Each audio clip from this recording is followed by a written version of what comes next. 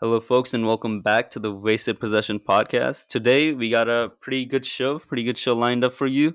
We're going to be talking about some transfers, the biggest transfer window in the last probably 10 to 20 years, and then we're going to be giving you our season predictions and maybe our FPL predictions. We'll see. So, Bad Lip Twitch, I'm joined. Oh, by the way, my name is Rish. I'm joined by Bad Lip Twitch. All right. So, what you got, man? How do you feel about these? Any first thoughts regarding the transfer window? It's just the whole thing's been mental. It's like, this is supposed to be the football podcast, and Ali's supposed to have like the FM streamer podcast. But I feel like we've been in an FM transfer window. It's Yeah, just every big team has been spending ridiculous sums of money or ridiculous wages to get in these players. It's mind blowing, and it's sort of there's a part of me that sort of sees the wonder in all these big transfer moves, and there's also a part of me that goes, could this have happened without the pandemic? Because I feel like a lot of good clubs are having to lose some of their best players, whether it's on for fees or on frees. Um, and the ones that haven't been affected because they're owned by basically countries are the ones that are able to hoover up what's there. So there's a degree of interest and excitement for me, but also, has this just all been enabled to make the big clubs bigger? yeah. So, I'm on the fence and interested to see how it plays out. I would say it's not even just clubs. I would say it's also leagues. I feel like this transfer window really showed the financial clout of the Premier League. Mm, Like think about it. Aston Villa was packing up Leon Bailey like it's nothing, right? Like I know Leon Bailey's stock isn't exactly what it was like maybe 5 years ago, but still, like he's still a pretty solid player and a player who you would think would be going up to maybe who would be moving to a club like maybe Dortmund at some point, right? See, I understand that kind of thinking, but to me, you have to, if you're going to look at a club's signings, you have to look at what's gone out. Yeah. Overall, for the transfer window, uh, just because of Grealish pretty much, and then a few Mhm. others here and there, Yeah. Villa are about 30 million in profit. So Mhm. they're big players that they've brought in. They brought in because Well, what they sold to City. but the And thing is, there's two parts to that, right? Because like think about it. If we never had the pandemic, right, and we were still in that pre-pandemic inflation that we had going in the market, right?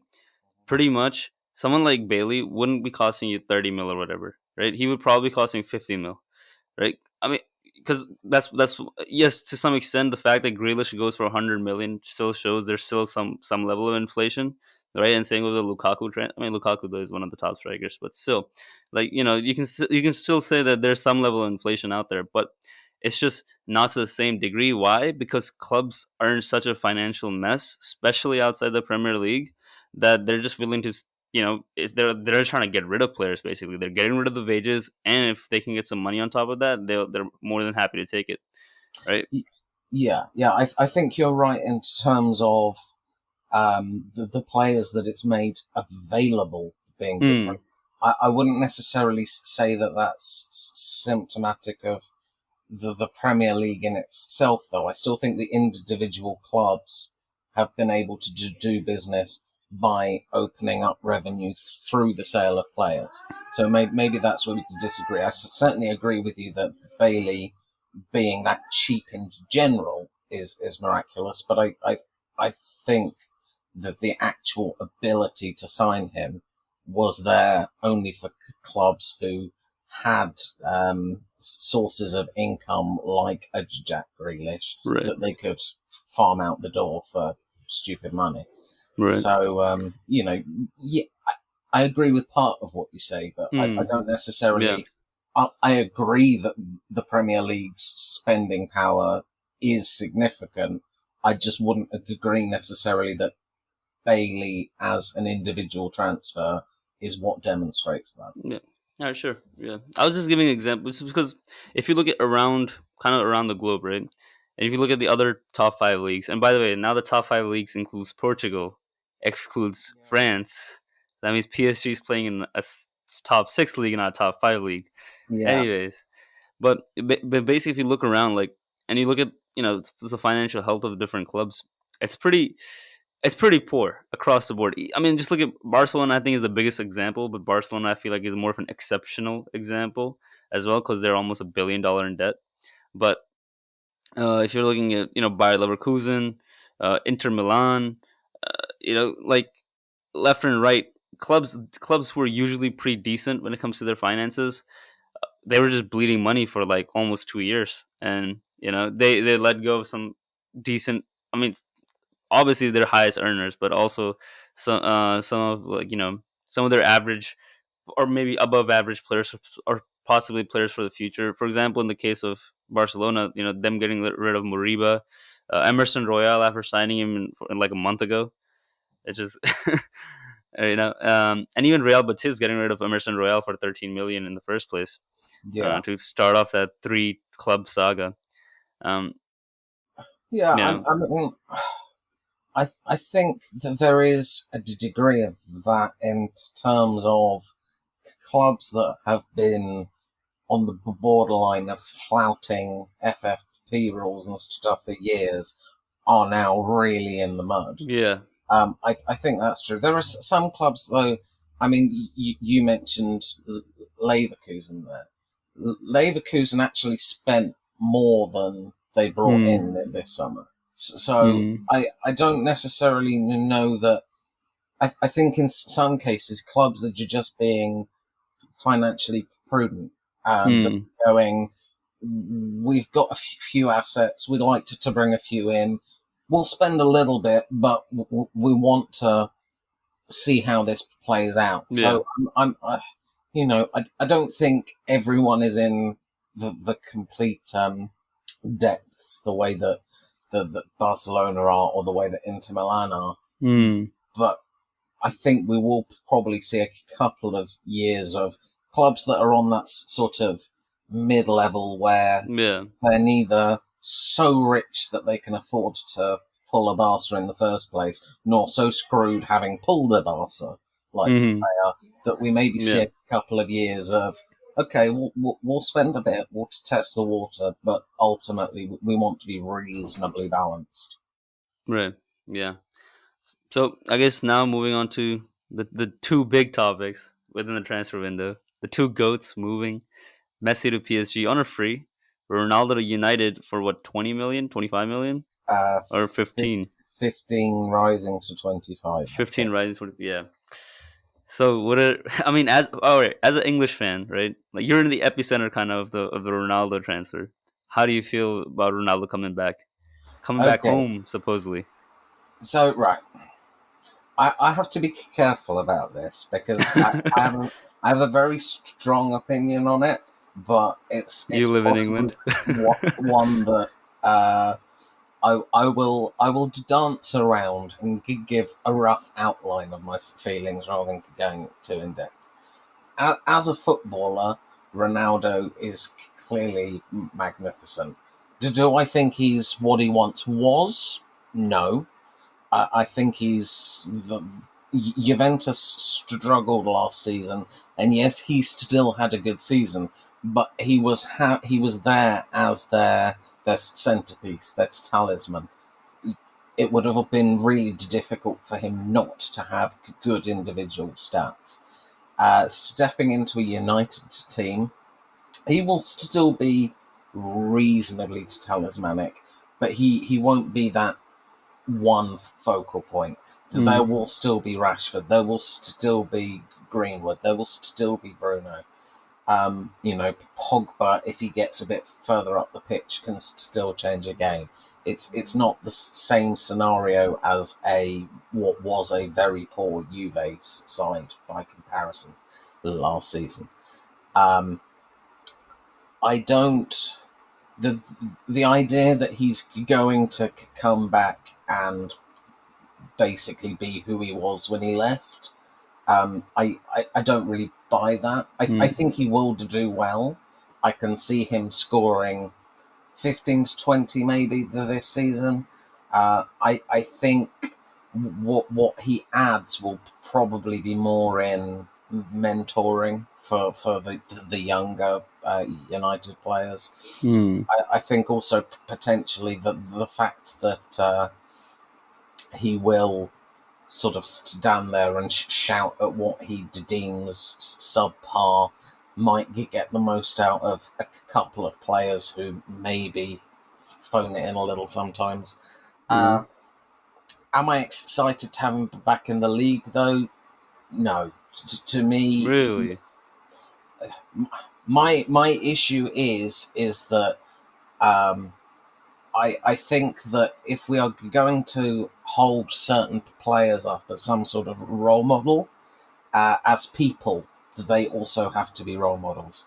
And Mm. I'm not going to get into the reasons why too deeply because I don't want to, make you have editing issues. But there are clearly some very questionable aspects to his Mm. character. Um, I can't get excited about a person like that. I am sure that I will look at some of the things he does on a pitch and marvel, but that's not the most important thing to me. Mm. I want to see players who are brilliant at football and use their public positions for good. Um, I, I I I don't think that's him. So I am sure that lots of people will be really excited, and that's okay. I don't judge them for that. But me personally, I'm like, Mm. I'd rather he'd stayed somewhere else. But it is what it is. I'm sure that whatever happens, it will create some madness. Yeah, for sure. Yeah. I guess on a footballing side, I'm excited to see him link up with Sancho because I mean Sancho and Haaland was I mean Sancho, Gio Reyna, and Haaland together were a pretty deadly combo, and along with what's the name, the Portuguese guy Pereira, no, not Pereira, Guerrero, Where Guerrero, yeah, he was so them all like them four kind of combining up top and with Hakimi as well. I mean it's extremely dangerous, you know, and I feel like Sancho is coming into a system where he could still operate similar to how he did in Dortmund, because he would have Ronaldo up top or Cavani or even Greenwood, right? Like all decent strikers. And I mean, in the case of Ronaldo, obviously one of the greatest strikers or one of the greatest forwards, players in general. And then also, you have Rashford, and probably Luke Shaw is probably going to be a lot more attacking this season than we've seen in the past. I think he's going to really bounce up, and with Bruno coming in, kind of playing that Gio Reyna role. And Pogba, I feel like Pogba is also going to attack, but I feel like Pogba is going to stay behind the box. He's not really going to enter too much in the box. I think he's going to, or if Solskjaer or if anyone is saw the Euros, or not just the Euros, but just realizes at this point, I think it's pretty clear that Pogba is an excellent player, and Pogba is one of the best midfielders in the world. But you gotta kind of control him a bit, if that makes sense. You gotta tell him, hey man, this is your zone. I want you to stick in this zone.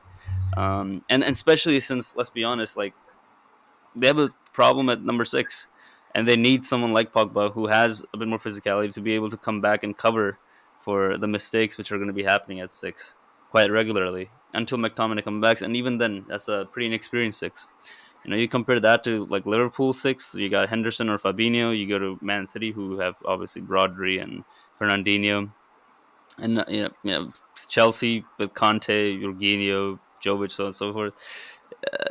I think there's and this is kind of one of the things is as soon as Ronaldo joined in, like people were like, "Yep, City, United are our title favorites." It's like, are you kidding with me, man? Come on! Like they're first of all they're missing one of the most crucial positions there, which is the number six position, right? Like they're missing, like they have a hole there basically. Like none of those players, the two players who they have playing six, they're not world class. One of them is a young player who's developing. Who knows what will happen with him? He could be great in the future. He's a pretty decent player right now. Fred, no. I mean, if I'll give you an example, Fred, I'm not even an example. Just I think we all know how Fred is like. Like he has no composure. He just panics every single time he has a ball. Every time he's pressured, he panics and he looks to pass the ball. He has the ability to be the Brazilian Conte, but he has a confidence to be a Division 4 player or something, Mm. right? Yeah. And yeah, but eh, I'm excited to see it, and I feel like someone like Sancho, he's in a good situation because Van Bissaka is pretty much going to cover from him, and if he doesn't need to defend, then he's having a good time with Cristiano Ronaldo up top. But looking around the league and looking at the big money splashers in Man City, I mean, I feel like a lot of people have them down as the title favorites. I honestly, I think so as well. I think they have probably the strongest squad, and not just. I mean, they could field two starting 11s, right? And both starting 11s would be world class, right? Like they're in a pretty strong position, but it's difficult to defend the title. They've done it before, yes, but you know, uh, at this point, pretty much every single team has across the board has stacked up, and every single team, you know, goes after the champion, and every time you play City, you play like it's the biggest game of your career, and that's why it's so difficult to be a defending champion. And now that the quality across the board has gone up, I wonder if City, and yes, so has City's quality gone up, but let's see if City's able to survive kind of the assault which is going to come at them every single game. At a much higher degree than say a United or a Liverpool, just because they're the defending champions and they're also Man City, right? Um, and then I look at Chelsea. Obviously, Chelsea they look like a classic Chelsea side again. They got a big number 9 up top who can just hold the ball, a bit of a Drogba role. They got Mason Mount playing the Lampard role. They got Kai Havertz playing the Ballack role. Literally a German, right? It's uh, it's pretty exciting what they got cooking up there, and and I mean not just that, but also Tuchel's formation and his tactics. Like that's a tactic which I mean personally, which I love. It's a formation I love, and I've been talking about it for years. And not just me, but even at the youth level, I'm starting to see, at least here in the United States, I'm starting to see people actually utilize that formation of 3-4-2-1 or 1-2, right? So the idea of that is basically, even if say you're missing a player, right, you can still stretch. But the thing is that formation just allows you to stretch really well vertically and horizontally, or you can stay tight and move. So you can play total football really well, and you can create triangles across the board. You also have three center backs, but those center backs are like they're creating almost when you're attacking, they create this beautiful set of triangles with your holding midfielders and also with the wide. Well, they're supposed to be wing backs, but they're more like left and right midfielders, right? So they're creating this beautiful set of passing options in the back where you can kind of just set up, and then you have your holding midfielders with two attacking midfielders, or perhaps one attacking midfielder, two strikers. And once again, that creates a bunch of passing triangles. It creates a bunch of just good offensive positions, and you can quickly launch a counterattack, right? Because you can launch quick counterattacks from the wide, right? Or if you want, you can slowly build up from the middle. So you have a diverse range of options with how you want to build up, how you attack, so on and so forth. And I think out of all of Chelsea's assets, their biggest asset is Tuchel and his tactics. Like he has seriously perfected that, I guess, style uh, to a significant degree. I mean, there's a reason why even though they were one man down against Liverpool, they still held in there, got 1-1 draw, because in this formation, even if you lose like say like a wide player, it doesn't matter. One of your center backs will just become more of a right back or left back or whatever they need to be, and or one of your holding midfielders can kind of cover. So there's a lot of options. You can lose, I would say, up to 2 to 3 players in this formation, and you still be able to play just perfectly fine. I mean, not perfectly fine, but you can still like if you're if you're a quality side like Chelsea with the level of players they have, you could still get a draw. Maybe not a win, or maybe if you lose by maybe 1 goal or 2 goals. Yeah, but and then there's Liverpool, but I mean, man, they signed Konate. That's about it. But it's all good. It's all good. I still have faith in Klopp. I think we're still one of the favorites. Yeah, no, I mean, you've just gone on a me style endless thing there. So I had about three different things I was going to. First of all, regarding United, I think Fred is the one player that they need to replace. For Hmm. me, I said last season something that almost everyone who wasn't a United fan disagreed with me, and United fans actually went, "Yeah, probably." I said McTominay was their player of the season last year. Hmm. I think he was magnificent, both in his defensive roles, but also picking the right moments to get Hmm. forward. Um, if they can find another one of him to sort of play side by side in that Ollie system, I think at that point, maybe if not favourites, they certainly become the team that you go, yeah, yeah. I think you probably are as in the mix as anyone. Hmm. Regarding Chelsea, I'm excited by them for many of the same reasons you are. I agree with much of what you said. Uh, Possibly the thing I disagree with you on would be that their formation was why they didn't lose last week. I actually Hmm. don't agree with that. I think basically what happened in that game was they were trying to work out how to balance forward and backwards. And for about 15 minutes after the red card, they were all over the place. They were really all over the place. And they were moving people around into different places, and they were going too far back or too far forwards. And the reason they didn't get punished there was because for some reason Liverpool's tactic was to smack it from 25 yards rather than try and really sort of penetrate what was a feeble defending performance for that 15 Hmm. minutes. They just decided to take pot shots. So to me, that's how they got the draw. Was eventually they kind of were given the time to work something out. Um, and then yeah, Liverpool. Look, I would say that I don't have a Premier League team, but I would say Liverpool's my dad's team, so I want to see them do well. But I really don't get what the big picture idea is. They've got a team who the bulk of which are probably now, if not nearing 30, over 30. Hmm. Each year, one or more players is picking up an injury.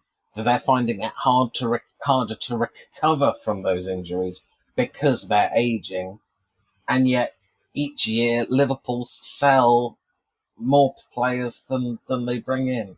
I think Liverpool look really dangerous right now, whilst they've got that first 11. Law of averages says you probably have two, three, four big injuries for a period of a couple of months at least a season. Once that happens, I think Liverpool is screwed.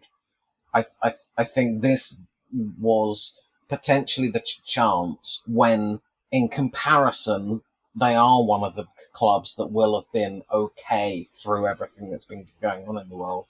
This was the summer that when other people were selling players for cheaper than they would otherwise, they had to start setting up for when the likes of Henderson needs to leave, Salah needs to leave, Mane needs to leave, Fabinho, Van Dijk. They don't know how he's going to be. He's looked pretty good so far, but they couldn't have banked on that.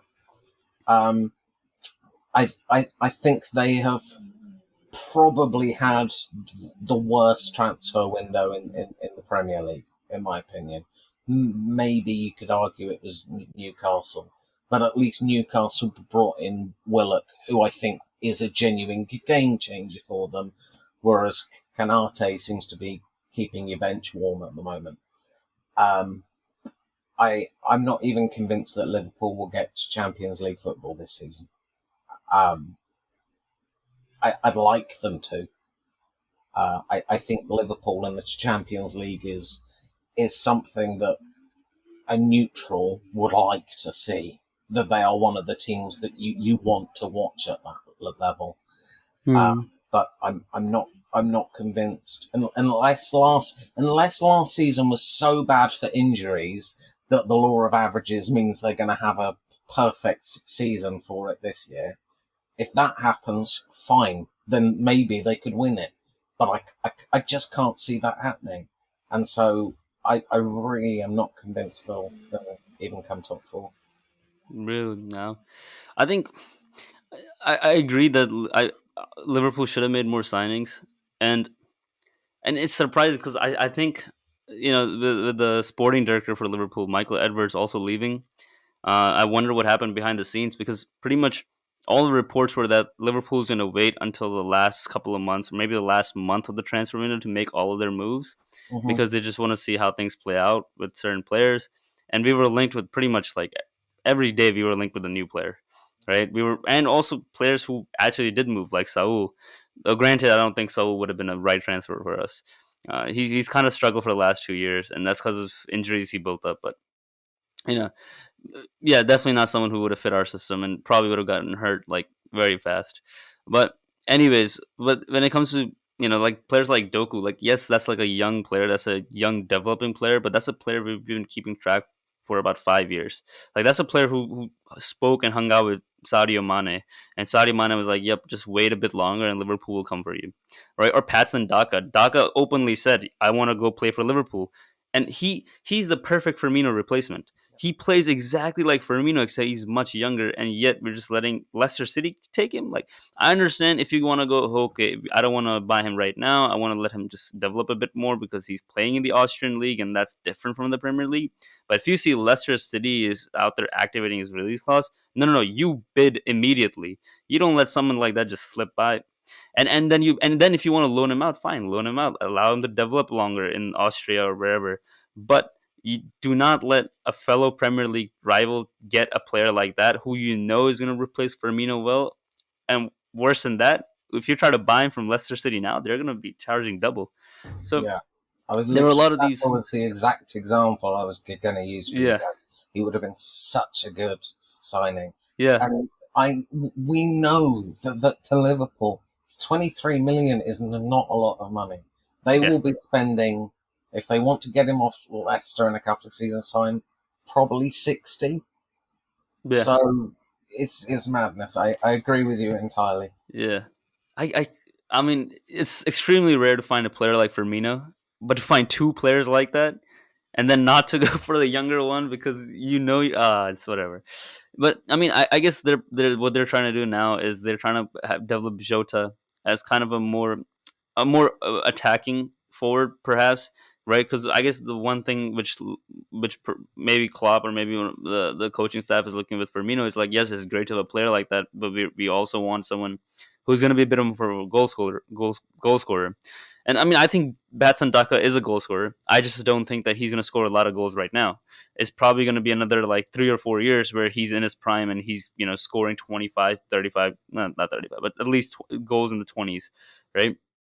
Uh, but and so I guess right now Jota is kind of like being groomed to take over that Firmino role, except be a lot more more offensive, perhaps, right?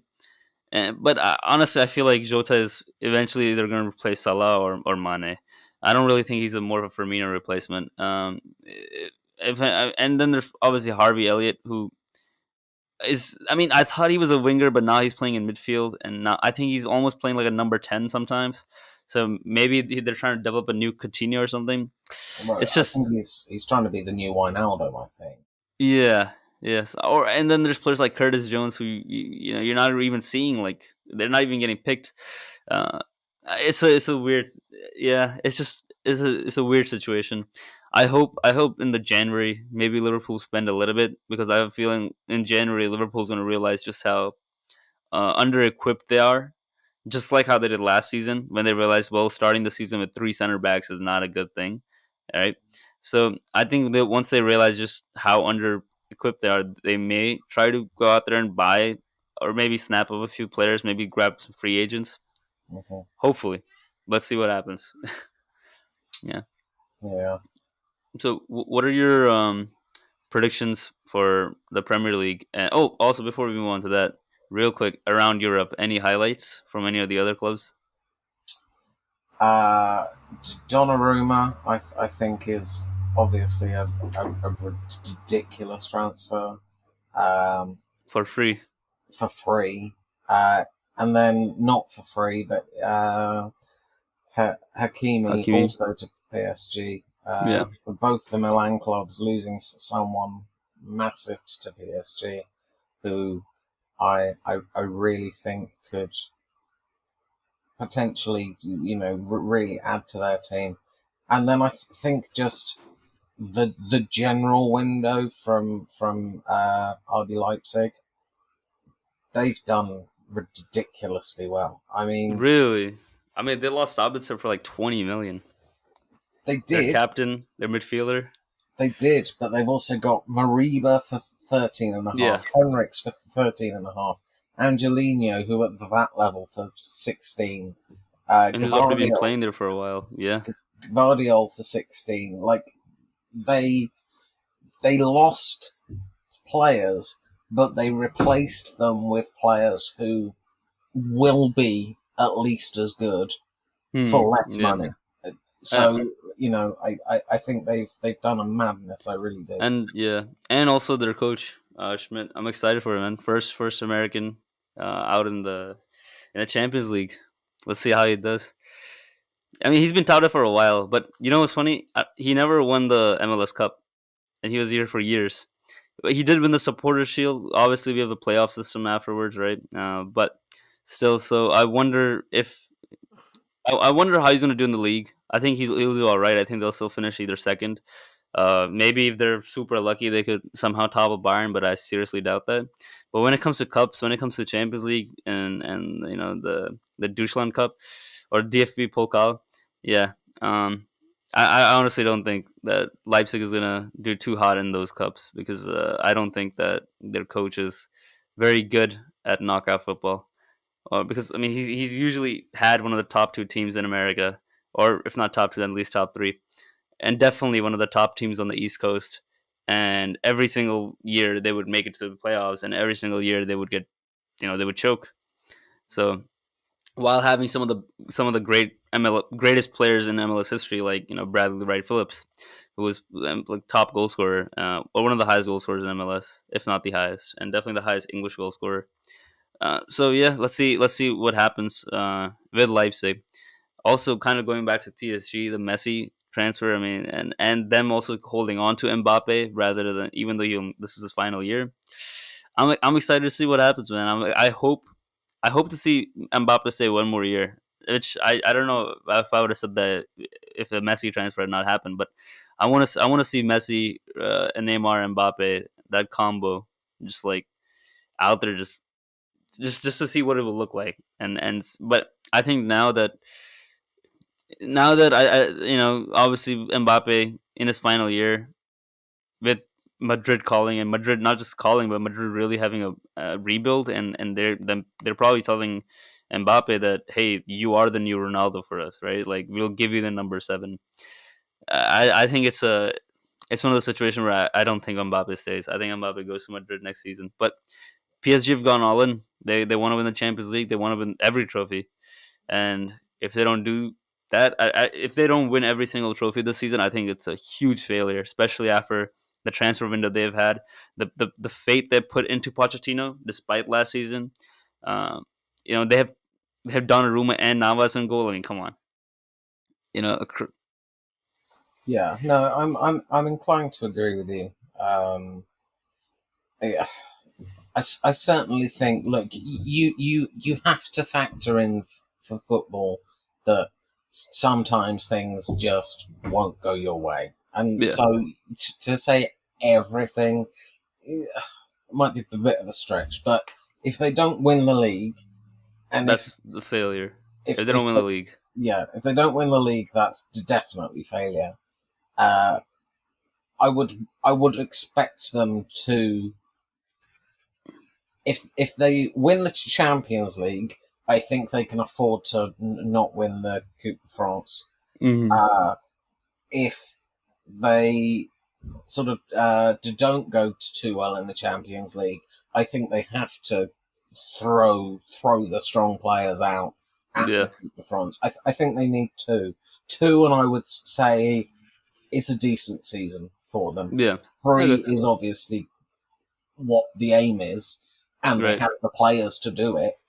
But Yeah. I I always think it's weird when clubs go, "We want to win everything." Well, obviously you want to, but to expect it when there are so many elements of luck. I mean, unless there's a lot of injuries happening, it's just think about it. If you have in your dressing room Ramos, Di Maria, Neymar, Mbappe, Messi, I mean, and that's just a few players. You know, Navas. I mean, these guys have won the Champions League before. These guys have set records in the Champions League. Messi has two trebles, right? Neymar has a treble. Navas and Ramos won three Champions Leagues together consecutively. You know, even Hakimi, even like they're young players. Like Hakimi's no joke. He just won. I mean, I think he has a Champions League from Madrid, so he's used to that culture. But more importantly, he just won the Serie A and broke that 9 year Juventus streak. Right, like across the board, they have players who are champions. You know, who expect nothing less, and who if think about it this way, if United getting Ronaldo is them getting one player who's gonna get the most, who's gonna pretty much get the most out of all the other players, who's gonna point out their flaws, who's gonna tell them what they're doing right, who's gonna motivate them and push them. PSG, the six players they brought in, and also the players they already had, like at least the 4 or 5 players, or the 2 or 3 players they already had, like they have at least 9 players who are gonna do that. So like if you're a Kimpembe, for example, you don't really. I mean, first of all, World Cup winner, so you gotta respect that.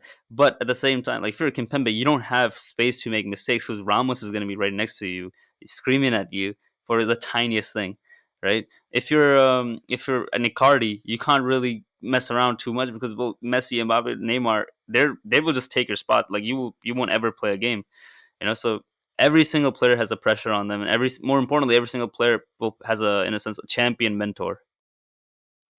So here's my one counterpoint to that. Hmm. The at Real Madrid in the 2000s, you'd probably say they had that probably 10-year period or so of Galacticos. Yeah. They had some success in that time. They had to with the players they had, Hmm. but they also had spells where ego and pressure and too many leaders, not enough chiefs. Hmm. Sorry, too many leaders, not enough soldiers. All came together to give them some really stinking seasons as well. Hmm. Right. And if there is one note of caution for PSG, I think the league, they are so much better Yeah. that I even last season they shouldn't have lost it, but this season especially that they should be walking it. Yeah. 100%. But in terms of Europe, they might have the strongest set of individuals. Hmm. Do they have the strongest team? That remains to be seen. Right. I think I can see them winning it this season. I can also see them crashing and burning horrifically. Um, so That's where management comes in. That's where Pochettino steps in, right? So can Pochettino handle this dressing room? And I mean, we saw what he did at Spurs. He had both successes and failures. mhm. So, you know, and I mean, last season was a huge failure. The fact that he still has a job, I mean, it's probably because I suppose PSG's not just putting a lot of faith in him because they probably think that, well, this is someone who we want for the next 10 years or so. If they're not sacking him after last season, because any other coach would have been sacked. I think with him, they're like, well, he's a good brand ambassador. He's a Yeah, program builder. He's clearly he can get the most out. He can develop young players and he can get the most out of like older players as well. And also, the fact that he's a former player, right? So they're able to kind of build this legacy brand with him, right? Basically, he's a good brand. He's an excellent brand. So I feel like that's one of the reasons why he wasn't sacked last season. But if this season, if like you said, if they fail to win the league, I think he gets sacked. And if they fail to win the Champions League, maybe he gets another season or so. But really, like if there was that time to perform for Pochettino, if I think if there was a like one season where you could say this is this manager's most crucial season in their entire career, for Pochettino, it's now or never. Awesome. So let's go into the predictions then. What are your top six predictions for the Premier League? Top six. Uh, okay. Champions, City. Second, Chelsea. Third, United. Fourth, and the one I've been taking hate for, Spurs. Fifth, Liverpool. Sixth, Leicester. Okay. What are your relegation fodder or your three relegation teams? Watford, Norwich, Crystal Palace. Crystal Palace. Oh, interesting. All right. And who's your winner for the FA Cup? FA Cup. Oh, I'm gonna say United. United. And Champions League winner? Champions League, I'm really not so sure on. I I tell you who I think will have at least a good season domestically, and then maybe in Europe, and that's AC Milan. I think AC Milan had a really good summer. So you think Zlatan gets his Champions League winner medal? I You don't. never know. I refuse to commit to this as any certain prediction. The others, I will, if they're completely wrong, I will take the caning. But I just Milan had a really good window, and I think that by far they've outstripped their rivals in the summer in Serie A.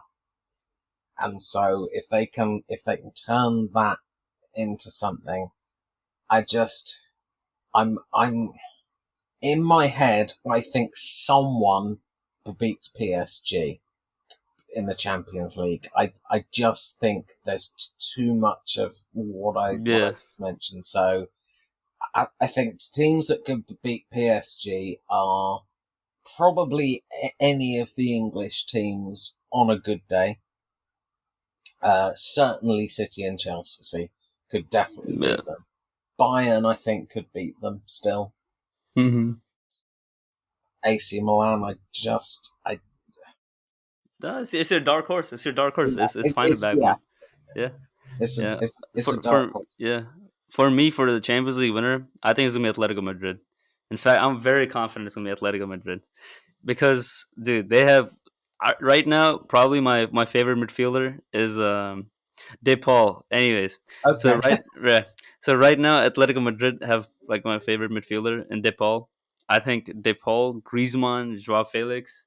You know, they got a squad lined up, and Diego Simeone. You know, the Terrier. I think I think overall it's a pretty solid squad. I think it's a squad which is cohesive. They're definitely favorites to win La Liga, and I think I think just their mentality and their Burnley levels of or extremely good Burnley levels of, you know what I mean, like the annoying tactics, if that makes sense, right? The way they just frustrate every single team and cause them to then make mistakes, and then they pounce on it, like Llorente especially. They're just whew, they're gonna be a team to watch, man. They're gonna be a team to really like. I think they're gonna win the Champions League. I I mean I've said Milan are my unconfident dark horse, and I I'm still so think they have confident. more chance than Atleti. I don't see that. I really don't. I Unless wouldn't mind DePaul being is proven injured. wrong. I wouldn't If they mind being proven wrong. But I mean, I'm pretty sure, if my memory doesn't fail me, that any time Atleti have won the league, they've had a stinking season the year It after. doesn't. It doesn't matter. That's just past. Things change. Look. The reason is this. I think I think first of all, I think DePaul is so perfect for them. He's the most perfect player. If there was ever a player built for a club, DePaul was built for Atletico. All right, they've signed Griezmann, and this is when I know Griezmann and at Barcelona wasn't the Griezmann Atletico, but the Griezmann I feel like he's gonna come back to his former self in terms of just sheer consequence on the field, right? And with with someone like DePaul coming in, Joao Felix doesn't have to do what he's been doing in the past, which is basically running all over the field, trying to cover more, while Diego Costa or Morata stay up top, or vice versa, or Morata coming back and dropping in, trying to cover, trying to provide a bit more of a, I guess, a 10ish who drops deeper, right? But with someone like DePaul who's defensively, solid, but also more importantly, who's a very good regista, or just a very good passer of the long ball, and who can look for that space. In fact, if you watch Copa America final, that's how Argentina won. It was a ball from DePaul going through over everybody and finds Di Maria perfectly, and boom, it's a goal. And the thing is, Atletico Madrid has been doing that for years, and that's kind of like that was one of their first like major signature moves, if that makes sense. Is have very good defensively solid midfielders who are also master of passing, or the long pass really. And so I feel like this is a classic Diego Simeone team. I feel like this is the best Simeone team we have seen, yeah, ever. In my opinion, this is the best Atletico Madrid side. Period.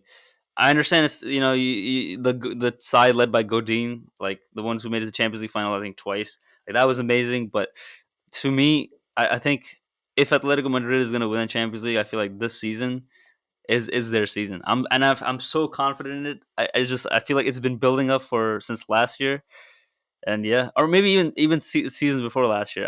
I'm just yeah, I'm really confident that Atletico Madrid is going to beat PSG in the final. That to me, whilst you haven't said it, is it's a prediction that smacks a little bit of fanboying. It sounds DePaul like fanboy, yeah, you yeah, for want sure. that to be true. Um, I think you're talking some sense. I agree with you about DePaul, but in terms of the overall picture, I think you're blinded by affection. I think you're talking rubbish. But if I'm proven wrong, I will beg forgiveness. I will take it all Let's see back. what happens. Let's see what happens. Either I'm gonna look like a genius a year from now, or I look really stupid. We'll see. I mean, I think if you look stupid, what you need to do is to double down next year and predict them again anyway. uh, all right, and then looking at the Premier League, my top six. Honestly, I feel like, hmm, I, I think, I yeah, I think. I see. I'm between Man City and Chelsea for the first place spot. Um, I'm a Liverpool fan, but I think Liverpool's gonna finish third. Like fairly, they're gonna finish. I think they'll finish top four, third or fourth. Um, I think I'll give it to Chelsea because why not? I want to see a different champion. I think Chelsea's gonna win it. Man City second, Liverpool third. I'm actually gonna put Leicester in fourth because why not? Why not? Just in case maybe it comes right, and also because I'm a Liverpool fan. I don't want to see United do good at all. So I hope they finish like fifth or sixth. Actually, you know what? I'll put Leicester fourth, Spurs fifth, United sixth. That's my top six. If this was how it works, I'd have said Villa to get relegated because that's what I'd like to happen. Villa and Wolves are going down, and I think the fact that they're you know what? I feel like McTominay's gonna come back. He's gonna get injured again, and then United's gonna really struggle. They're gonna concede so many goals. And also, like, let's be honest. Like, if you look at their goalkeeping situation, right? Right now, De Gea and it's between De Gea and Dean Henderson, right? Dean Henderson, I feel like is still a few years away from being like that top six goalkeeper or the top four goalkeeper. De Gea, I think, is past it at this point. He's still okay, but like, come on, it's not the same De Gea that we saw years ago, right? The MVP De Gea. I, I agree with you mostly on the goalkeeping. That said, De Gea has been weirdly good so far this season. Hmm. How much of there's that is down to the overall team improving though, and perhaps no, McGuire? he's Yeah. making some ridiculous saves. His Mm-hmm. confidence seems to be up. I'm like, Mm. obviously, even last season, he was having the odd game where he looked like old De Gea, Yeah. Yeah. but he's strung together three really impressive Mm. games. Especially like that double save against Wolves last weekend. That was peak De P. De Gea, Gea. Yeah. and so I'm kind of going, Mm. has something changed? If he does that for another, let's say another month, I will say that I think De Gea might be back. If De Gea is back, then I think United finish top four easily. And I might not even top four. I would say top two then. If De Gea is back, because the goalkeeping position is like I would say probably if not the most important, then definitely the top three most important positions. Right? You're missing a six. I mean, not right now. You're missing a six, right? You have a two solid center backs, so there's nothing to be worried about too much defensively. But the fact is that there's going to be every single game there's a situation where you need a goalkeeper, right, or where you need the number six to do something. You can have two of the best center backs in the world, but if you don't have a decent either cover up top and a cover behind you, like you will struggle, right? Like and if you take Man City's two center backs, Laporte and Diaz, probably the best center back partnership right now, besides Van Dijk and Matip. But if you take those two, right, and you remove Rodri or Fernandinho in front of them, or you remove Ederson, you replace it with some random goalkeeper, it's a significantly weaker defense, despite having two of the best center backs in the world, right? So so I do have some valid reason for why I'm placing United outside of the top four. Besides the fact that I just don't like them, but or kind of hate them, but you know, it's because I'm looking at it from the perspective of who's their goalkeeper. Is De Gea coming back? Is their goalkeeper situation resolved? Is their number six situation going to be resolved? Yeah, But because in my opinion, I think the most important positions on the field are the six, the center back, and the goalkeeper. If you don't concede, you're guaranteed a point. And defense wins you championships. I that bit I agree with you entirely. A lot of the other bits I've Let's see what not quite happens. sure which planet you're on, but that bit I agree. So Yeah, come on, you've done your top six. What about the the relegation? relegation. Yeah, I think Norwich goes down. And I honestly I think Norwich is going to be the better relegation side this season. Um, uh, Honestly, even look, I'm not too sure about this, but I have a feeling that this is the year Newcastle goes down. And I know I know it's a really bad statement to make because I do feel like Newcastle is a solid mid table team, or not a mid table, but like a lower mid table team, right? But I don't know, man. It's more of a gut feeling, if anything, right? And yeah, uh, and then for my final one, hmm, uh, yeah, I think could be Crystal Palace as well. And the reason I will say Crystal Palace is because so when this is the name Vieira, when he was coaching in the MLS, he was actually a really good foreign coach. Usually foreign coaches struggle in the MLS. He was actually really good, and he did take a young New York City team into the playoffs and really challenge for the Eastern Conference title. Right now, if you go when he went to Europe, every personally I thought he was gonna have great success with both Nancy and with Nice. Clearly not, though. They were Yeah, mid-table, lower mid-table, but I feel like they almost underperformed, especially with Nice. I really thought Nice, like that Nice side, should have been challenging, maybe top five. Probably not top five, but it should have been much better than what it was. Coming into the Premier League this season, this is one of the toughest Premier League seasons. I mean, it's going to be just on paper and also what we're seeing already, right? hmm Like up top to bottom, even if you look at a side which is expected to finish mid-table or maybe higher mid-table, someone like Leeds is still stacked. You know what I yeah. mean? Every team is stacked. West Ham is stacked, right? And I think Vieira is going to struggle because of that. He's never managed in the Premier League. He's coming into the hardest season of the Premier League. He was okay in the MLS, but he could never really win anything in the MLS, which was really where he performed his best throughout his entire career so far. He kind of uh, kind of flopped in France, in an easier league, I would say, with a better, and he was on the better side, especially with Nice. So I don't think, even though I feel like Crystal Palace is a pretty good team overall. A good team, as in like if they have a better manager, I feel like they survive, right? Or not a better manager, but a more experienced manager, perhaps. Maybe they Yeah, survive. But right now, at least for me on paper, I look at the rest of the league, and I go, well, I don't think there's. I think the rest of the league is just too stacked and have decent managers who are gonna keep them up. Um, I just don't feel the same about Crystal Palace. yeah. I'm because to me, whilst I've said Crystal Palace, I think Crystal Palace will be 18th.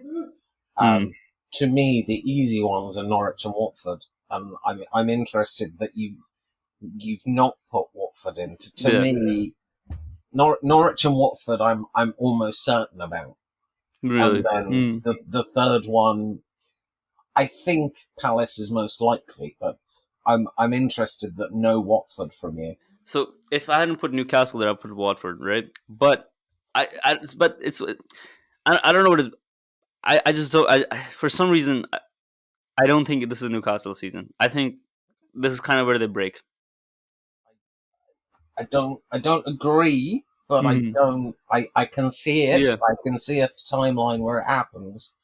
But to me, Newcastle are just the perfect. Like they finished, I think, in the same position with the same number of points the yeah, last 4 years, consistency. and yeah, to me, Yeah, Sam Maximan is finally starting to show what we all knew he had. Willock's a great addition. Wilson, when he's fit, will score goals. I can't see them going down. yeah, But I at the same time, couple of injuries yeah, or more sort of turmoil at the top that spills down, then yeah, maybe. yeah. I mean, for me, just like how you wouldn't rubber stamp on AC Milan, I would do the same thing with Newcastle. It's more like it's like kind of how you had the feeling with Milan. I have that feeling with Newcastle. If that Okay, makes sense. that's You know what I mean? that's that's Yeah. fair. And for FA Cup winners, I think it's Chelsea, dude. Yeah. I mean, don't get me wrong. FA Cup, obviously knockout tournament. That's why we love the cup, right? Hmm. But for me, I'm calling Chelsea. And if I could pick a second favorite, I'll pick Liverpool because I just want to see us lift the FA Cup now. If we've won the Premier League, we've won the Champions League. I want to see the cup. You might get the caravan.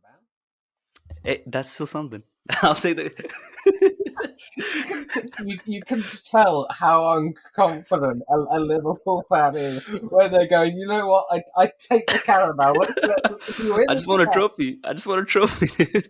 I'm, I'm more confident Atletico Madrid's chances of winning the Champions League than us winning the Premier League this year, or winning a major trophy. So I just want to. I would like to see Liverpool win at least one trophy a year. okay. At least have that ambition. Yeah. Yeah, I mean, you're not far away from setting up your own version of the Emirates Cup just so you can win something. Standard Charter Cup. Yeah, awesome. So I think that about wraps up the show. So thank you for everyone joining in. Thank you for Badlib Twitch for tuning in. Definitely check out Badlib Twitch on Twitch. And also you can check out Wasted Possessions draft on Twitch. What is it now? Are we entering the knockout rounds next Yeah, Friday? yeah. It's the finals on the 10th,